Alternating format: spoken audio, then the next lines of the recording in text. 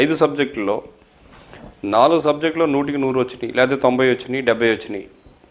ఒక సబ్జెక్టులో 30 కూడా రాలేదు, 25, 22 లేదా 0 వచ్చినాయి. Exam failed. నెక్స్ట్ క్లాసుకి ప్రమోషన్ లేదు, అంటే భవిష్యత్తు లేదు. అదేవిధంగా మీ ఇల్లు ఎన్నో రకాల బాగుంది, చాలా గొప్ప ఇల్లు, లేకపోతే గొప్ప స్థలం, లేదంటే గొప్ప అపార్ట్మెంటు, గొప్ప డూప్లెక్స్ ఇల్లు అని చెప్పేసి మనం అనుకోవచ్చు.